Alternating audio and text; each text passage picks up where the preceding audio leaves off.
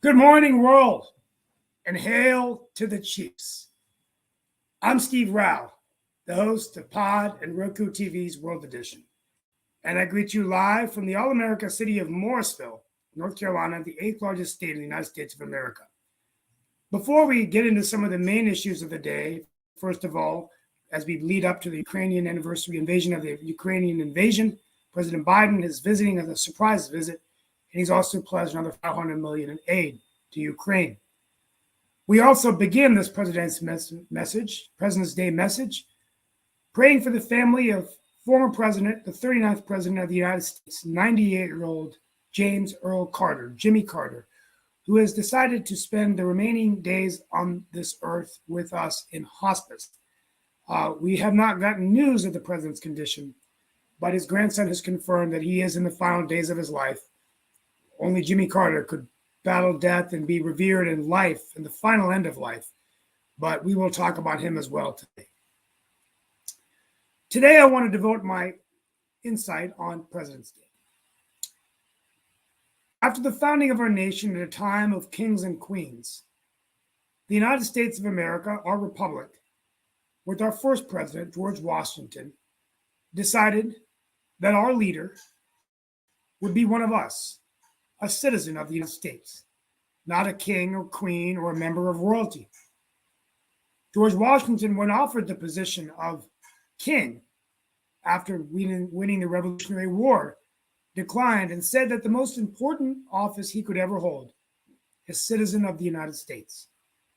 Since that time, there have been 46 members of this exclusive club, the presidents of the United States. All of them have one thing in common. They've recited the same 35-word oath that every president has taken, that they will faithfully execute the office of President of the United States and will, to the best of their ability, preserve, protect, and defend the Constitution of the United States of America. That oath was taken from Washington all the way to the current president, Biden. We also know that there's only a couple of requirements to be the president. You have to be a citizen of the United States, 35 years of age, and resided in this nation for 14 years prior to running for the White House. All of these candidates, not one woman in the club yet, although that could change with Nikki Haley fighting for the Republican nomination, and of course, Kamala Harris waiting in the wings as vice president if Joe Biden doesn't run. At the end of the day, I'll close out my final insights that this year I was able to go to the White House twice. At the Diwali reception hosted by President Biden and the First Lady, Jill Biden, I could hear the calming words of Franklin Roosevelt as I saw his picture in the White House, helping America rally the Great Depression and leading us in World War II. I could remember the resilience of George Washington as I saw his portrait, could hear the words in my head of what Lincoln's inspiration to save our Union on the Gettysburg Address, when he reminded us that those dead on those fields had not died in vain, that a government of the people, by the people, and for the people shall never perish from the earth. Or was it the inspiring words of John F. Kennedy, who asked us that we could dare to go to the moon and that we must serve our nation, asking not what our country can do for us, but what we can do for our country. We remember Nixon resigning. We remember George W. Bush when he, on the ground of 9/11, said, I hear you, we hear you, the entire world hears you. And in that one instant, politics was put aside and he became the president of all of the United States of America during one of the most horrific attacks in our nation's history. Now we're in the era of Trump, although Trump is no longer in the White House. And Joseph R. Biden serves as the 46th president of the United States, a president who's overcome a lot of adversity and darkness in his life, losing a wife and 2 children, becoming the vice president after being a U.S. senator, and unexpectedly finding himself in the Oval Office, a position that his son, Beau Biden, had always wanted his father to run for. At the end of the day, the presidency is an interesting office. It's a powerful office, but it's one where we've seen leaders of our country lead us through some of the greatest of times, some of the darkest of times. But through it all, we know that within minutes of leaving the office, they transition back to being a private citizen, and the next president comes in. This transfer of power has been something that's been an inspiration to millions around the world who watch the United States of America. And although that has been challenged in recent times, I still believe that it is the pillar and foundation of our republic, and we must all be very proud. Today, we say hail to the chiefs, the presidents of the United States. And today, we have a special guest, along with Mark Lee and my panel, who will be coming and sharing insight. So, Mark, if you bring our special guest in, we want to wish each and every one of you a happy President's Day. We have with us Hal Markovits, who is an author, has been a journalist. And Hal, welcome to the show. And you have some insight about presidents of the United States. Yes, I do. Thank you for inviting me on. No, well, welcome. Well, tell us a little bit about your background, your insights, and what we can do to engage you today on the show. Well, I spent 30 years of my professional career as a newspaper reporter, and I mostly covered politics. And that kind of gave me an insight into what politicians think and say and do, and sometimes it gets pretty weird.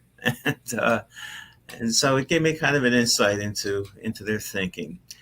And I left my newspaper in 2006 to write books. And one of the books I wrote is a novel titled Painting the White House. And it's about an ordinary house painter who gets the job of painting the interior rooms of the White House. And once he gets inside, gets his ladders up and his drop cloths down and his paint cans open, he pretty soon finds himself involved in all the kind of weird and kooky intrigues that go on in the White House. So that's what the book is about. And like I said, it's a novel, but I wanted to be very accurate in my descriptions of the interior of the White House. So I read a lot of literature, a lot of sources on exactly what goes on in the White House and what the White House looks like. And pretty soon I started stumbling across some very, very strange and unusual stories about the White House that are actually true. And I was able to weave some of these into the narrative. But, again, the book is a novel, but the stories that I'll be happy to relate to you right now are absolutely true. They all did happen. Hey, Hal, one of the things, glad to be joining you, glad to have the opportunity to invite you here. But I know that sometimes we think about the unusual counsel that presidents have had. And I know that within the book, there are some unusual stories within that regards. I know that even though I don't think it's in the book, there was talk of, particularly after the assassination attempt, Nancy Reagan turning into astrology and astrologers. And then I do know that within the book, apparently Calvin Coolidge, and I can't really talk bad about it because I actually also in my life at one time had a pet raccoon, but I don't ever remember conferring with the raccoon. But apparently one of our past presidents, Calvin Coolidge, used the raccoon that he conferred with. So I'm thinking maybe he was trying to get advice from the raccoon or whatever, but I'm not sure exactly what kind of conference they were having and all in that space. But that was one of the unusual stories that I saw that I would love to know more about. And there are a couple of other ones that I heard that you have as well. But that one kind of struck my attention. I'm going like, what was going on between Calvin and this raccoon? Well, President Coolidge would enjoy taking some time off during the day to stroll around the grounds of the White House, enjoy the outdoors, clear his mind, whatever. And at one point, he noticed that there was a raccoon that would kind of follow him when he would do this. Now, understand, he's the president. He's being trailed by a bunch of aides and Secret Service agents and whatever. And he's walking around the grounds of the White House. And as I said, pretty soon he notices that there's this raccoon that seems to always be following him. So he names the raccoon Rebecca. And he actually even had a little house built for the raccoon on the grounds of the White House.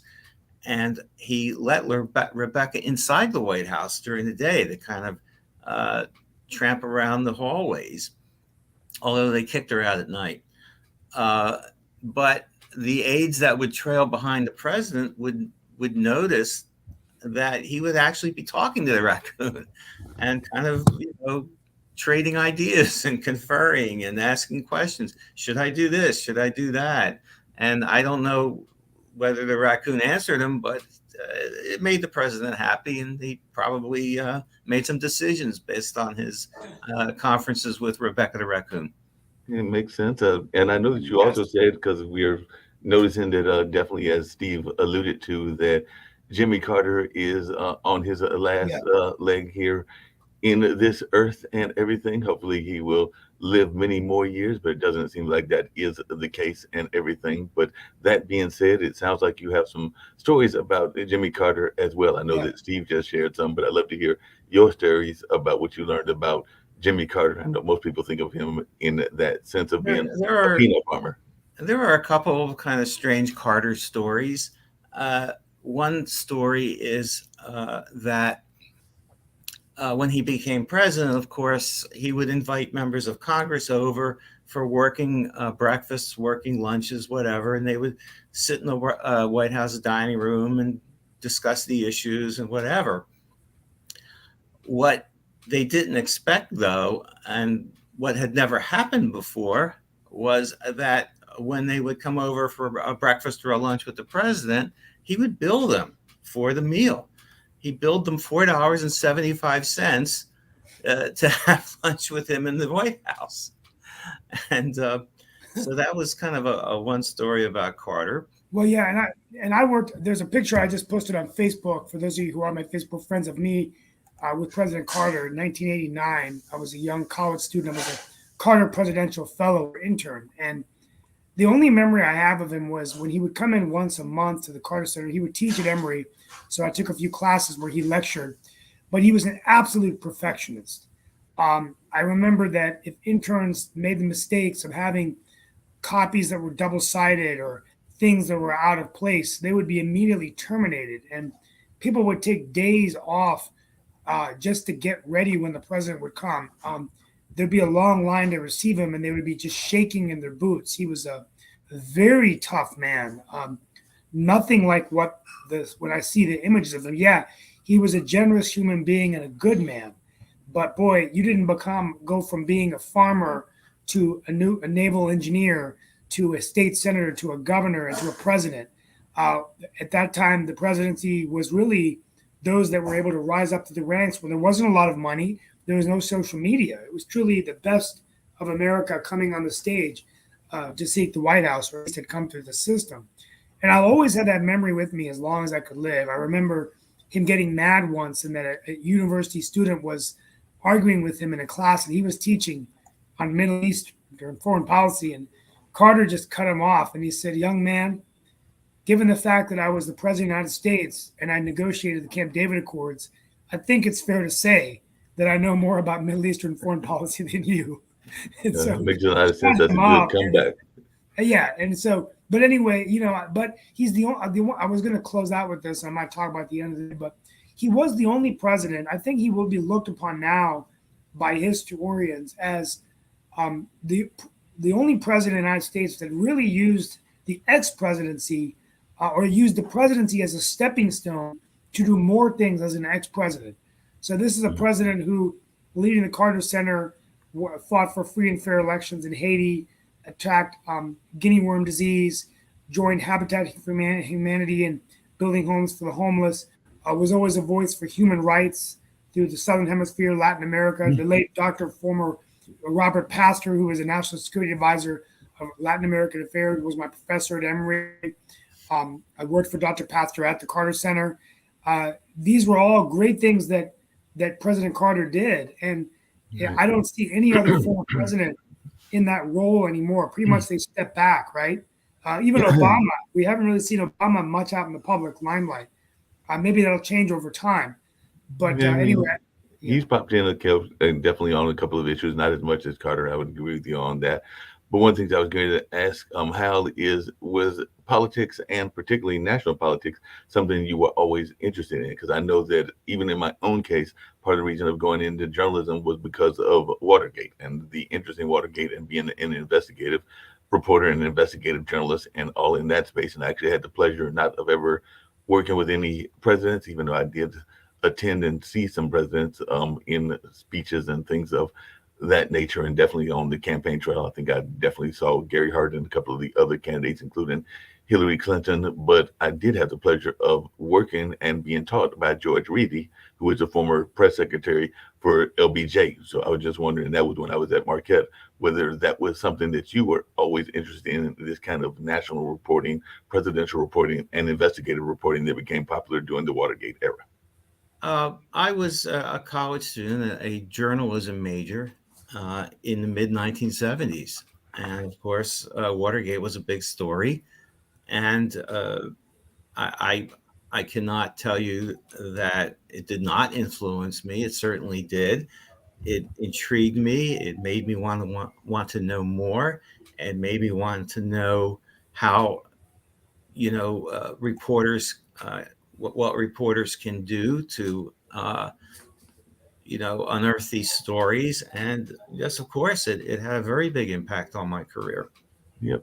Going to bring in some of our other panelists as well. I know that one of them I'm going to bring in is not a big fan of one of the Bushes and all in that space, and that is Sasha Starr. I'm also bringing in Lee Newton Rhodes. But before I get to Sasha, and Sasha may have some questions for you as well, I know one of the stories you tell about George H.W. Bush is that apparently he took a shower with his dog. And I'm going like, that doesn't sound too clean or too anything of that nature, but tell us a little bit about this and how often did he, I forget the name of that particular dog.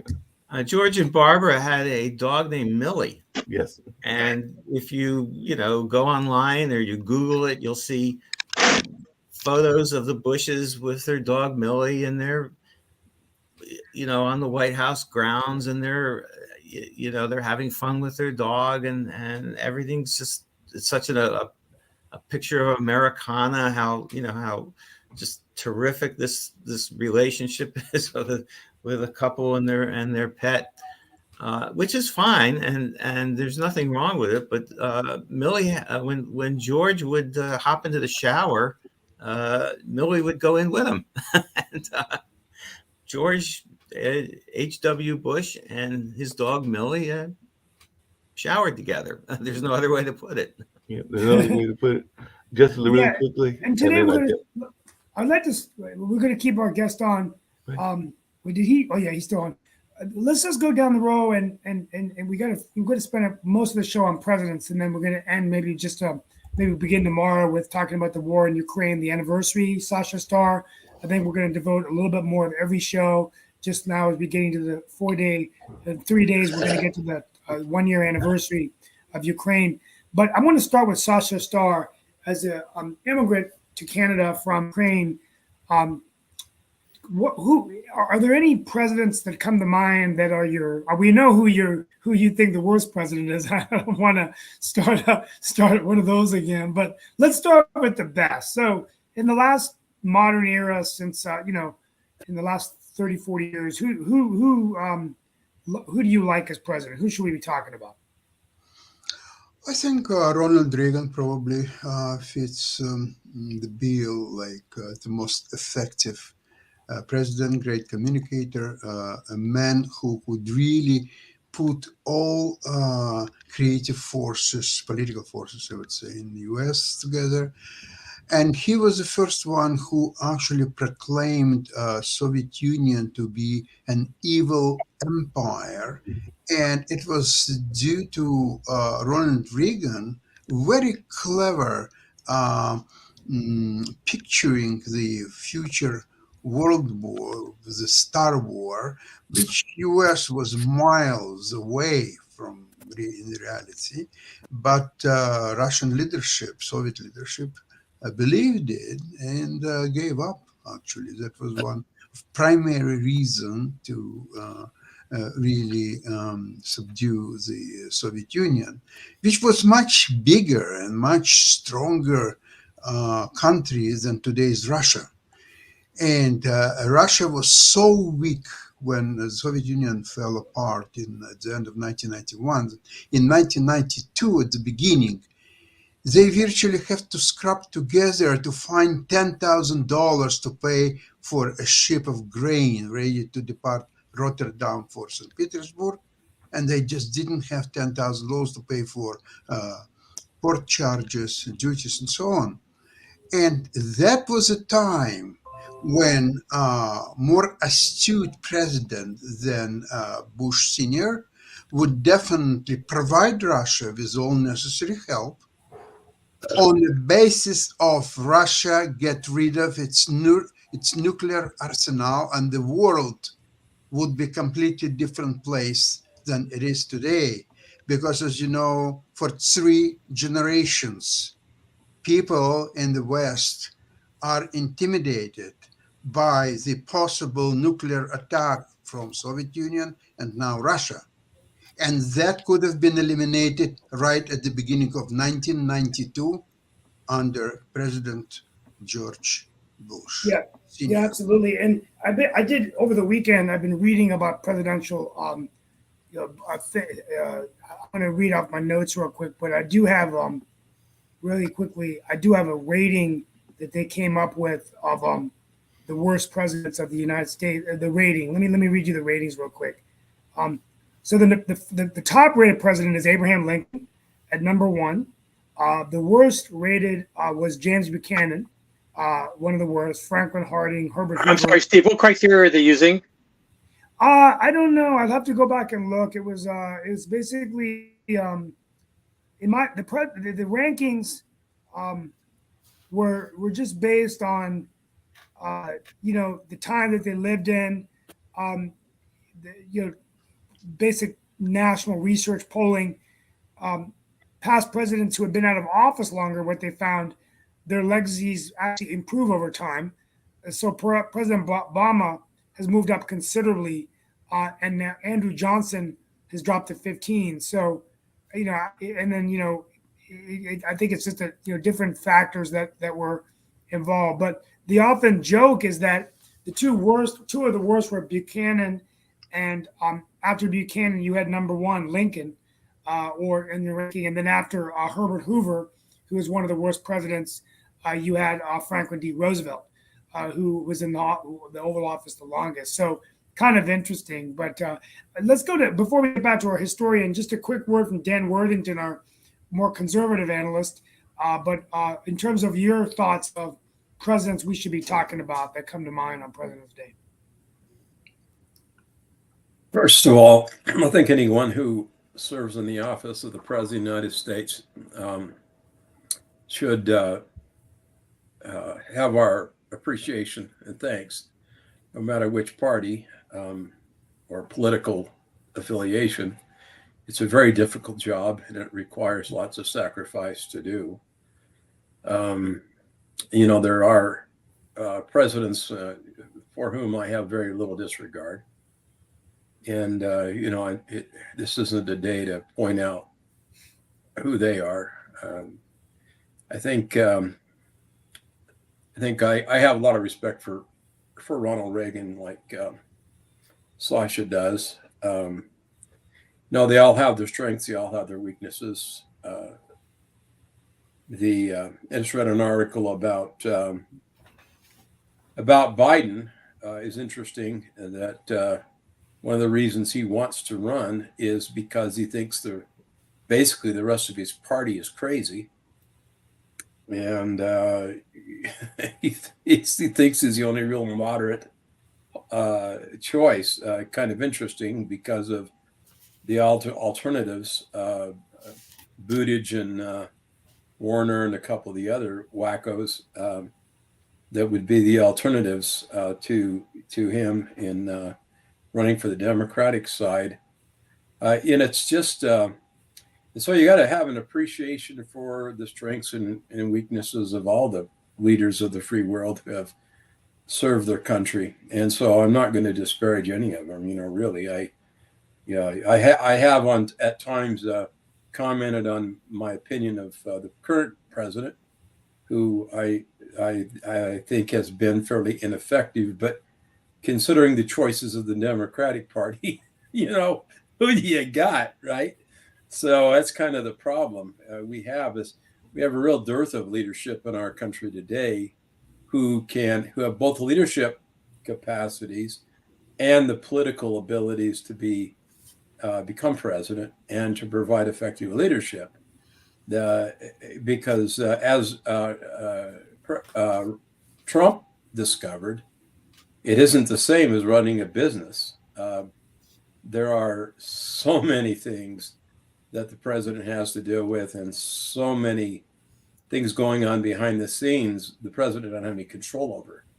That is a kind of rude awakening. Anyone that gets in the seat of power. That's why you saw Obama kind of open his eyes wide once he discovered what was going on, really, and moderated some of his positions. He had to, because of the reality of what a president has to deal with. It's very interesting. Hey, Dan, in that same line, and I don't know whether Hal would agree with me, but I would argue that and I'm not saying that you're not right, that if the Democrats have been hijacked by the left and everything in that nature, I can say that in some ways, the Republicans with Marjorie Taylor Greene and some of those other forces have been hijacked by the far right. So I think that both parties have some work to be done. Well, we live in the day of wackos. There's no question about that, that of extremes. But guess who created those extremes? The media and the rest of us idiots that voted for them, right? Yeah, and there's so many different. That's why when I did my monologue, and today as a surprise edition, I do have a witness here, but I'm going to do my best to recite all 46 presidents by heart with no notes. I may have to have my son come down and just say, look, but I'm going to do this today at the end of the show, Mark Lee. And all I ask is that you take that clip and send it to me so I can share it. But yes, yeah, I'll definitely do that and everything. Yeah, so we're going to do that at the end of the show. But let's go back to Lee Norton Rhodes, and then we're going to get back to our guest about other things we should be thinking about. Lee, any presidents that come to mind? Yeah, there is. But first, I want to pick up on something you said before about President Carter, the uniqueness of him, that once he left office, he still cared dearly about this country. And I think that cannot be overstated. It's a shame that others don't do that. One of the biggest problems I think we're having nowadays is the tearing apart the fabric of the United States, the sides, left and right, conservatives, liberals. Whether it's part of it's the media and part of it's our politicians. And I admire Abraham Lincoln, what he tried to do to this country and what he did do after the Civil War to bring the North and the South together, regardless of what he thought about people and what they did to the country. The tremendous amount of healing that he helped this country to accomplish. And it's a shame that we don't have politicians like him doing that nowadays. We have politicians now, as elections have consequences, get over it. It's my way or the highway. And that's not Abraham Lincoln. And we need to bring that back. Hey, Lee, just really quickly, one of the presidents that I admire personally, and yeah, they had their drama, they had things to go into their life, there's no doubt about it. But in terms of being a unifier and definitely dealing with a lot of turbulence at that particular time, I'm actually an admirer of Kennedy. I think Kennedy did a lot of great work, whether it was some of the things that he founded that were in the social justice lane and the things of that space, or whether some of the initiatives that he did in that space, and definitely did a lot of work along with LBJ in the Mark, I think Kennedy did two great things in my mind. One is I think he made patriotism cool. Yes. And the other one is responsibility towards the country. He brought that out. Yes, and that's one of the things he did. I would also say that another one that I admired, they had some New Deal packages, some of those that we still use to this day, and some of them that have been corrupted and all in that space. But I am an admirer of FDR.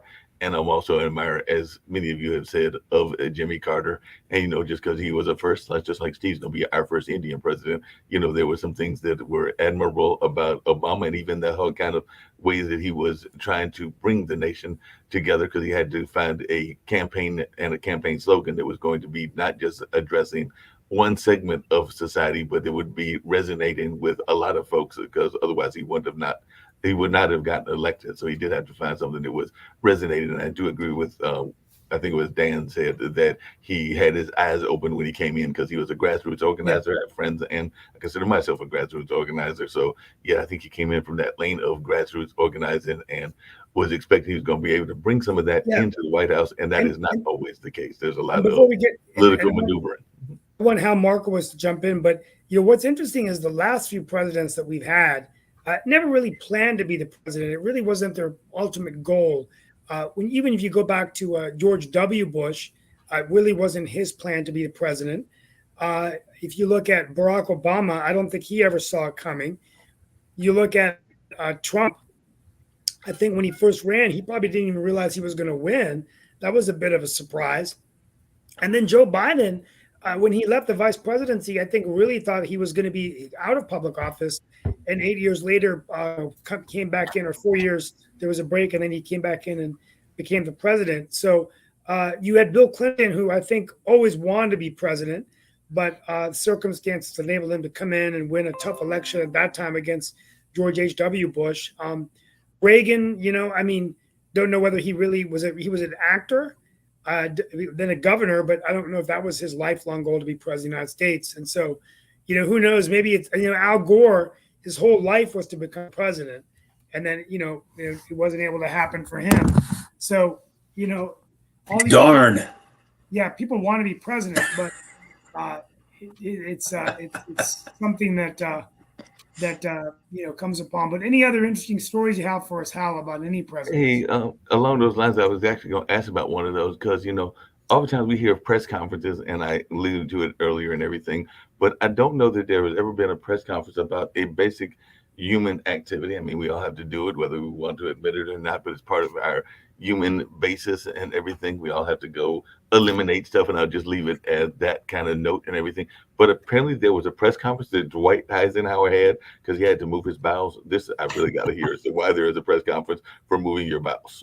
Actually, that was Eisenhower suffered a heart attack while he was president, and he was hospitalized in Walter Reed Army Hospital.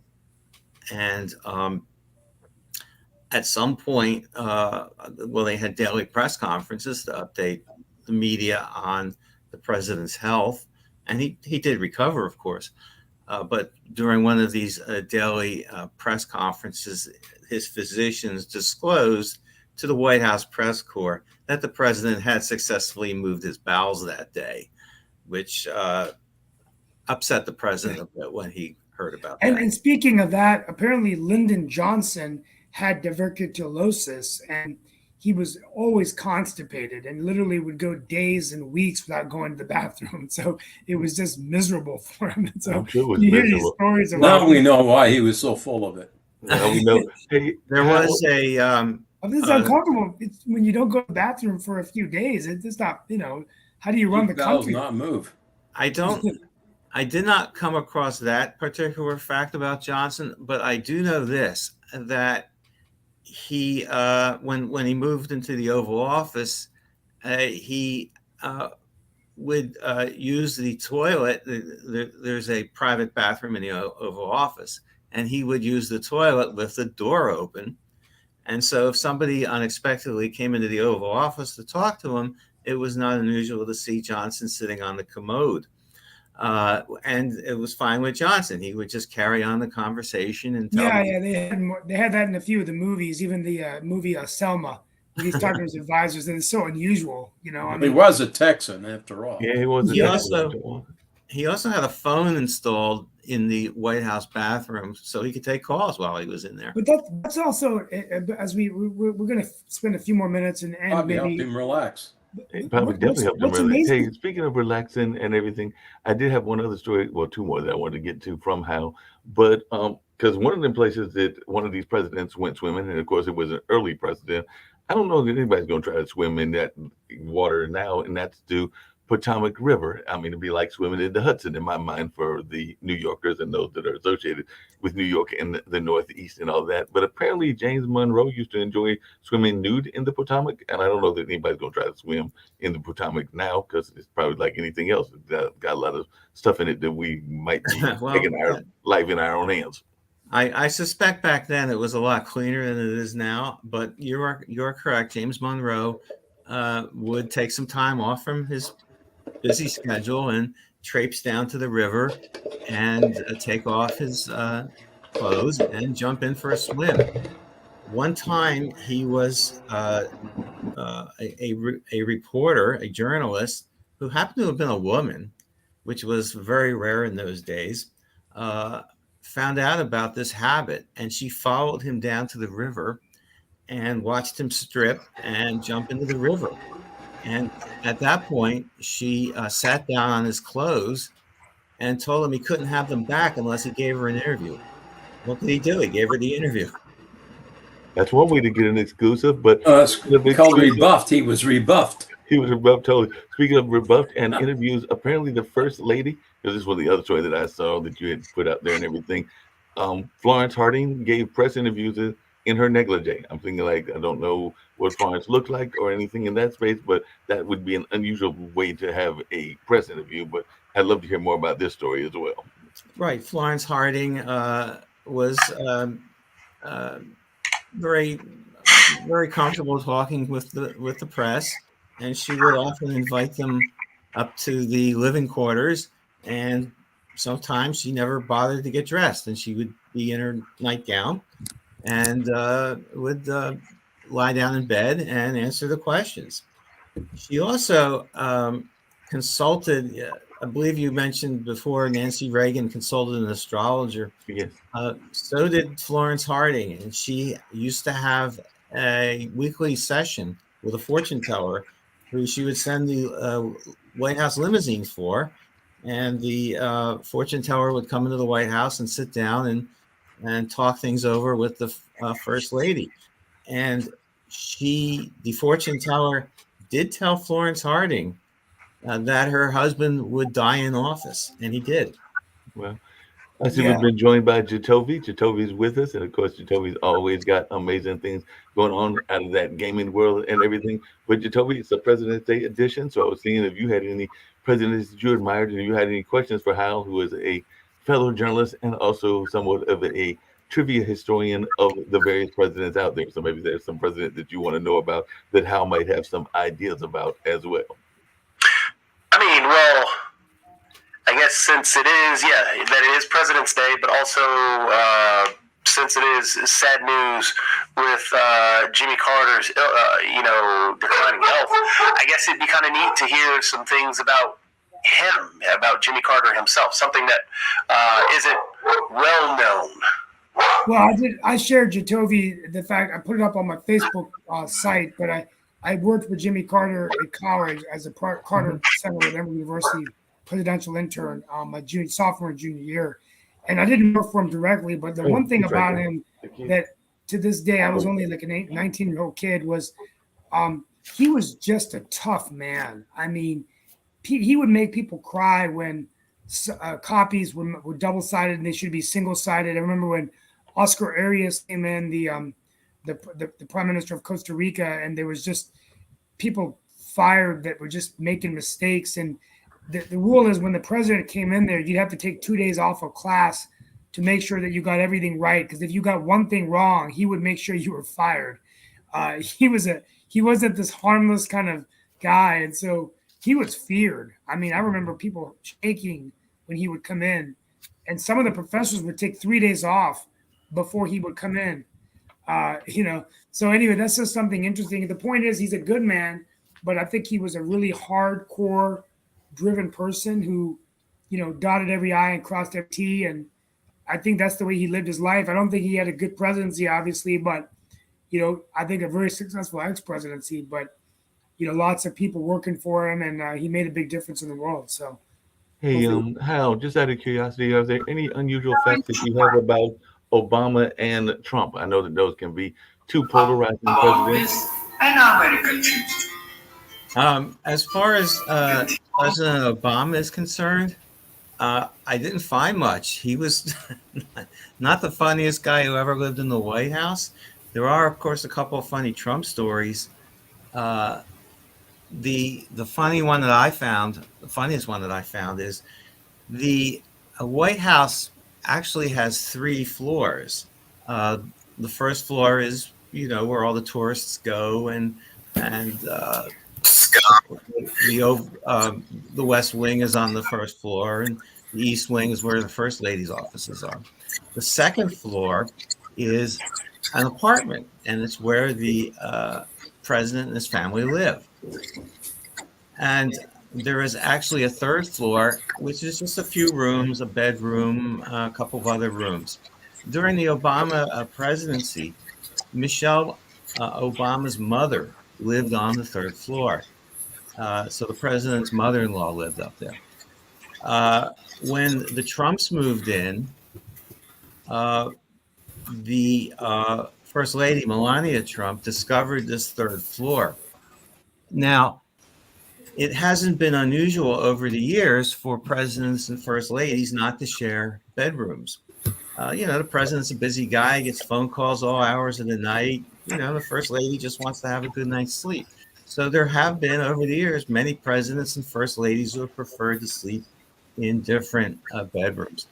Melania Trump discovered the third floor bedroom, and he decided that's where she was going to live in the White House. So the Trumps not only did not share the same bedroom in the White House, they didn't even share the same floor. Interesting. Hey, Kim, we're talking about President's Day. I see that you've joined us along with the other boss of the network, Nick. So I didn't know if you had any thoughts about President's Day. And of course, we've got our special guest, the journalist Hal, who has joined us and has definitely got some interesting stories and has written an amazing book about the person that painted the White House. And it's a novel and all in that space. But I definitely am glad to have him as our special guest. But I'm also glad to have the bosses around. So any thoughts on the president? I'll let Nick start. Oh, if I put you on charge on that. Okay, we'll put me on the chart. Okay, being a president is a very serious responsibility. And I always say they are there to serve us. And I want to thank all the presidents in the past and today. Whether I liked what you did or not, I respect you, because you took on a great responsibility to help build a better America. So we should celebrate this day because it's a very important day for all the presidents that we have had in our past, today, in the present, and for our future. Happy President's Day. It's a great day. And the history of the President's Day, it's really around George Washington's birthday. So that's why they selected the February 20th week. I think his birthday is on February 22nd. And it's a day for America, federal holiday. But I use it as a day to learn about presidents. Today, I'll be ending the show doing all 46 by heart. So do the drum roll, and I'll have a witness here. But I'll also going to be recording it on my phone. And I have no teleprompter on Pod or Roku TV. So when I speak, usually I'm speaking right into the camera. I tried to start doing my monologue without my phone, which is easier because now I'm looking straight at you. But Steve, I've got a very important question for you and everything, which is that we know that you are going to be the first Indian president of the United States and all of that. So we want to know, every last one of us here, what our positions will be on your cabinet, since we know that you're going to get this office and you're going to get this job. So I need to know what positions we're all having. I understand Jacoby's going to be in head of gaming. There's going to be a new office. So the cabinet of gaming and all in that. Sasha's going to handle foreign affairs and all in those lines. But I need to know from you right now, what positions are we getting?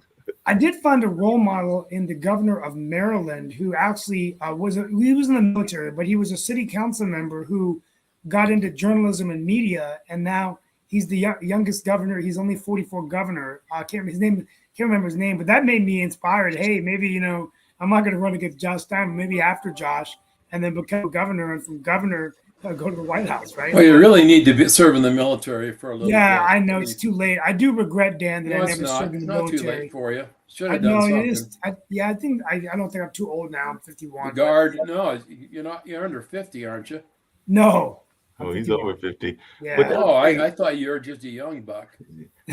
Question for everybody on the panel that actually you brought up earlier, but and I know that it is one of the requirements that you be a citizen and all of that, but there is also the age requirement, and we've seen a bunch of older presidents over the last several years. Whoever wins this time is going to be probably in the 80s range. Well, if Nikki wins, they'd be in the 50s. But there have been a number of presidents that are older. Is there any possibility, and how maybe you know this, they'll them ever lowering and or changing the age restrictions? I'm not saying that I'm for that, but there's also been talk of that, and also making the election a federal holiday. So any thoughts about either of those being Well, able to I happen?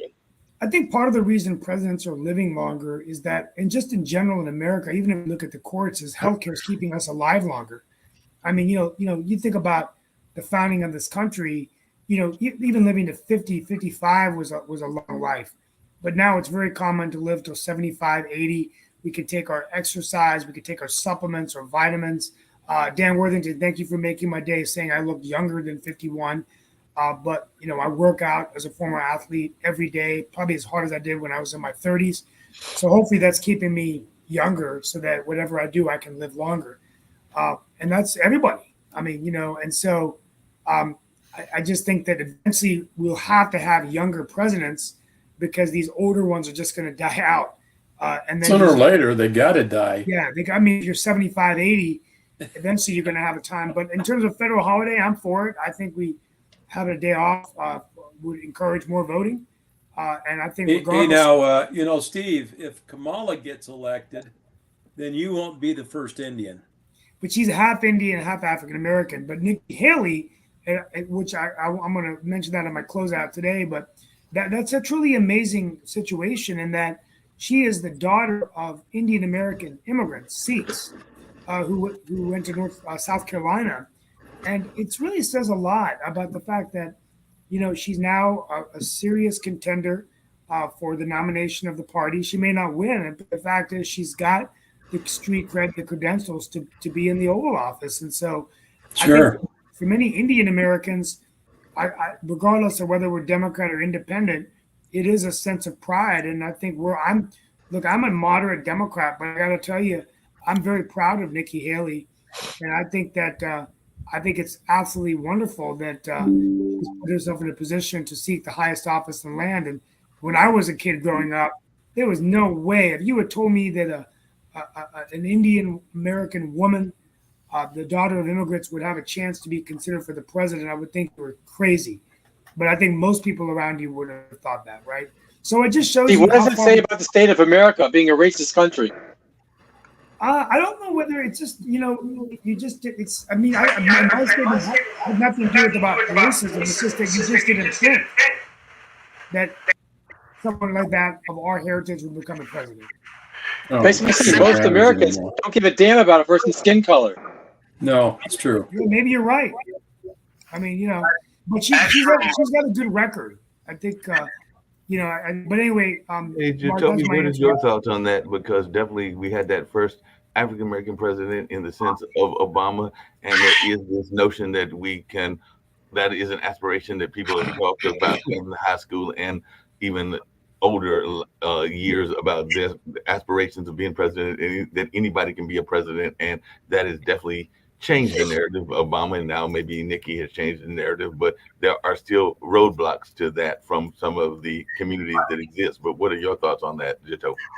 So the problem is that once President Obama was elected, people wanted to move past the idea that racism was still alive in America. People wanted to say that America still did not, this proves that there is no race, or that we've moved so far past racism, it doesn't even matter anymore. Well, that's untrue. And sadly it is. It's still alive and well in the U.S. That's based on statistics. I mean, heck, Nikki Haley, yes, it's amazing that, of her background. I don't like her policies, but I am happy that due to her background, she's made it to this point. However, she's polling at roughly about 2%. She's not going to truthfully have a chance. And even Ann Coulter has come out and already said, go back to your country. So, Oh, that's bad. That's bad. That's crazy because she's an American and just like me, American citizen, and But who's Ann Coulter? This is what we are still. Why are we listening to Ann Coulter? Who the heck is she? We're not. Well, guys, Mark, go ahead and begin the countdown because I think I don't listen to Ann Coulter. I don't know. We're going to wind down everything, but I hear what Jacoby's saying and everything. The only other thing that I was going to add to what Jacoby just said, and some people may think that's a great idea. Some people may think that it is stating the obvious. I actually talked to a friend of mine. They're like, that's stating the obvious. But I think it was yesterday, over the weekend, that President Biden actually made an executive order that was talking about the fact that systematic racism existed, kind of to what Jacoby is talking about as well. And he made a executive order just acknowledging the fact that it was out there. And then when I mentioned that to some friends of mine, they were like, that's like stating something that we already know. So one of those executive orders that trying to figure out why the executive order was made, since it's a known fact that there is. Just to touch on that as well, if you look at what the GOP policies are being pushed out right now from Ron DeSantis to others, Greg Abbott and all, about these banning books and basically fighting against quote-unquote CRT when they don't even know what CRT is, quote-unquote wokeism, which they use the terminology, which they don't even know what that term is. Basically, they're Black history, and they're banning these books that are around Black history, as well as the LGBTQIA community. They're banning those books. They're also taking away a lot of women's rights and so on and so forth. So to say, again, it is great. We've made progress, but a lot of what's happening right now, we're starting to regress in some things that we should be aware of and be cognizant of, because we cannot get out there and say, "Hey, we're the home of the free, the land of the brave, and the home of the free," and then turn around and ban books that we're afraid that our kids may see when we're the parents supposed to be educating them. Yep. But Jacoby, I agree with you. The book burners had never been on the good side of history, but there are those who wanted to ban Tom Sawyer and Huck Finn. Pornography also does not belong in public school. So some books are clearly not appropriate for public school. That's a false premise. There's no pornography in public school. We cannot put out there false information saying, well, there's Playboy in elementary schools or they're teaching CRT in elementary schools. That's just not true. That's just not true. Tom Sawyer, that was banned from a lot of schools. Pornography. Now, don't say that Tom Sawyer's pornography, because it's not. I didn't say that. I said there's Tom Sawyer, which is banned, and also I'm asking you a question: is pornography appropriate for public schools? You're going to agree, no. So if there is, that should be censored. Or do you agree? You're better than this. Now you're just stating something, saying, "Oh well, pornography is in elementary schools." Is it really? No, it's not. So why are we having a discussion around that? Because there are because it is a good meetings, the parents presented it. It's not when in you're there. doing comparisons of what we censor, The Bible itself should be we banned. need to make sure that we censor. Oh yeah, that's right, Jacoby. The All right, guys, Bible Mike, are we ready for my rendition of the That gives president? us your point of view.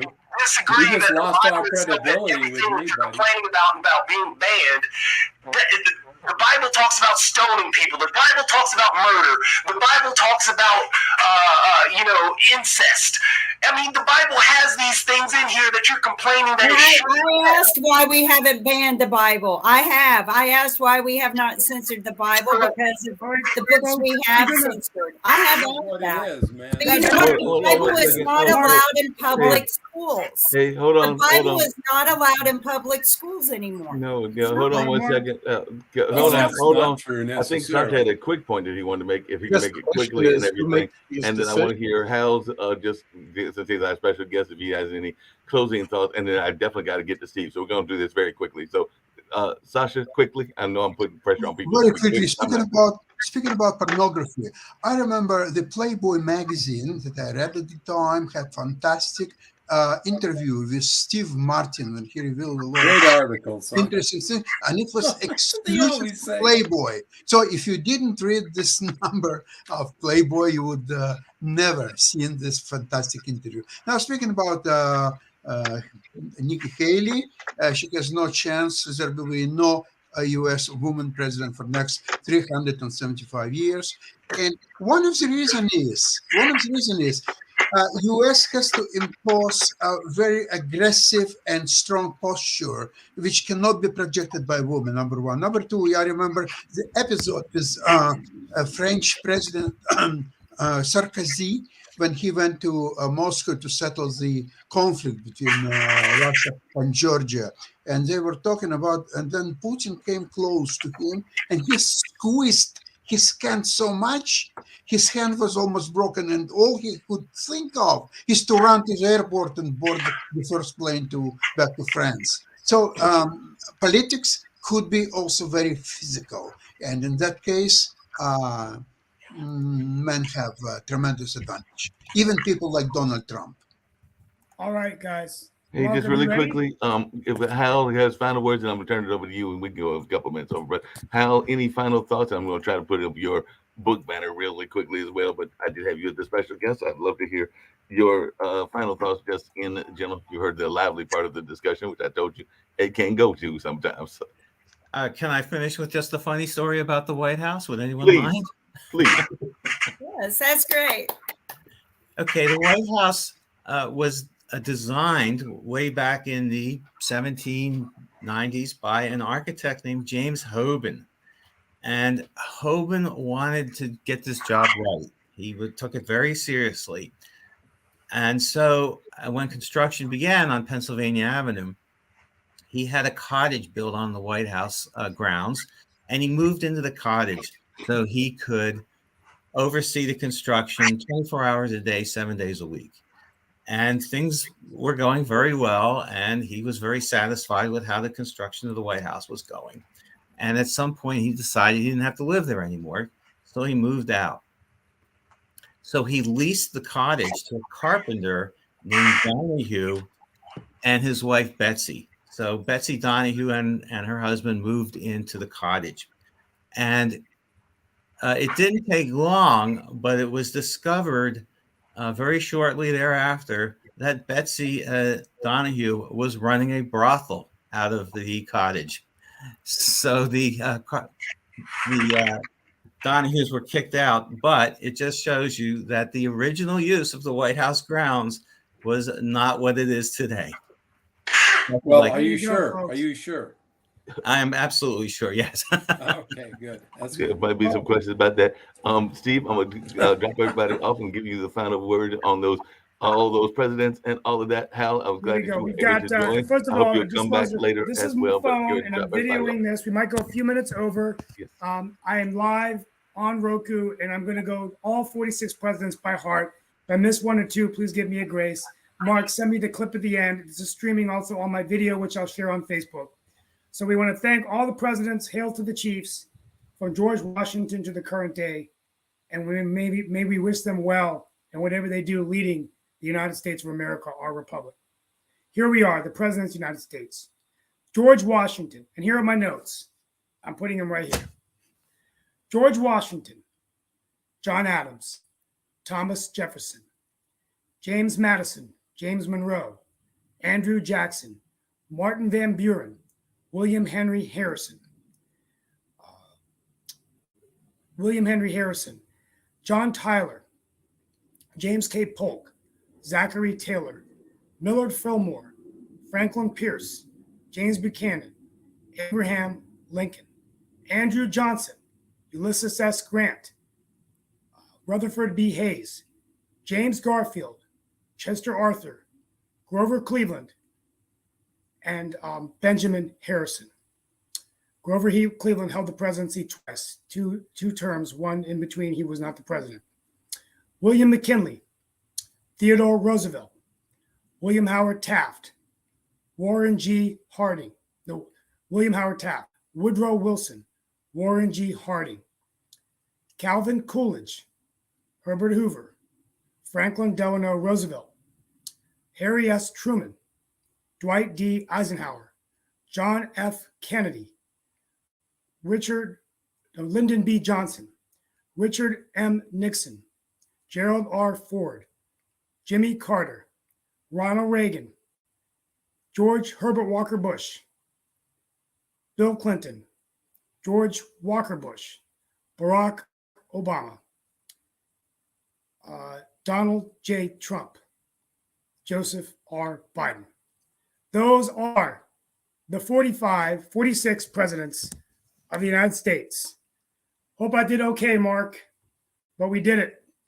Want to thank you all for being with us today on this President's Day edition, and we look forward to seeing each of you tomorrow, where we're going to talk about Ukraine, the anniversary. We're going to talk about aid to Ukraine and other things going on in the world. Also, one of the water reservoirs is down in the west near Arizona. We're going to talk about that as well. From our family to yours, be safe. Happy President's Day to all. God bless each of you. Thank you.